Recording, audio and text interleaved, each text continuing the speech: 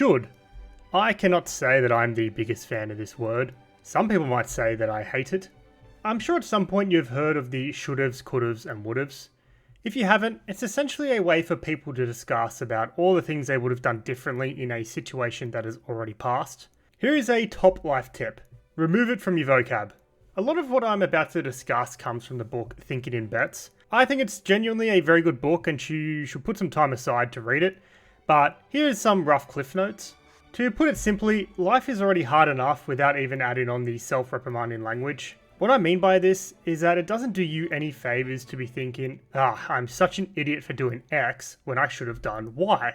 Yeah, we should always look to improve, but there are healthier ways of doing it without talking down on ourselves with hindsight bias.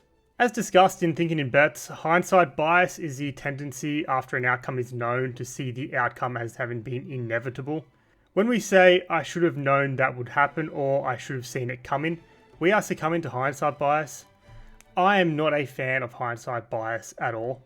Now, if we think about it, this type of language is not only isolated to self-talk. Don't you just hate it when people use it to you after a situation has passed? For example, you might be driving down the freeway with a full car and you have 2 exits coming up.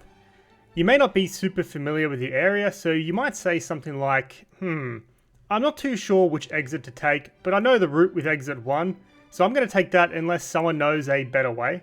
Now, usually at this point, no one really says anything, so you just think, okay, I'll just continue on my merry way down exit 1 because I know the route. Now, you have gone down exit 1 and you've come to realize that the traffic is extremely bad and there is no way of turning around. And it's at this point you hear from the back seat, yeah, you really should have taken exit 2. That's what I would have done. Well, thanks a lot, Captain Hindsight. How about you speak up when the moment called? No, all you see is a situation that didn't go as well as it could have, and now you're just scoring points because you're so smart and you would have done it differently. Okay, let me take a breather. As humans, our brains have evolved to like certainty and order. We don't like the fact that luck exists because it implies that situations are not within our control. It feels much better to feel like we are in a world that is ordered, and a place where randomness isn't a thing. Spoiler alert, we aren't. There is a really good quote from Thinking in Bets that I think we should all adopt.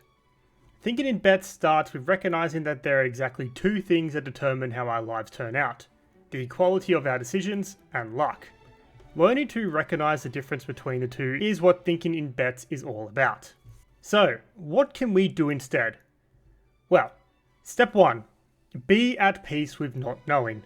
Good decision makers are comfortable knowing that the world is an uncertain and unpredictable place. It's not black and white, but actually grey. And step 2, get as good as possible at the skills we want and our ability to make decisions in the moment. Getting as good as possible but understanding luck plays an element means we can position ourselves with the best possible probabilities of succeeding. And don't look at past events with an element of, if only I did X, this would have happened. Just try to learn as much as possible from it and apply it for the future.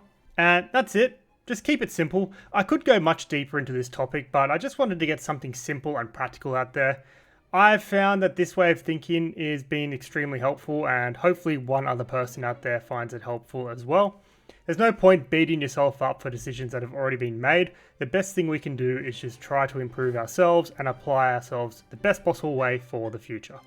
That's about it. If you like this topic, I can go deeper into it, and if not, well, thanks for listening and enjoy your day.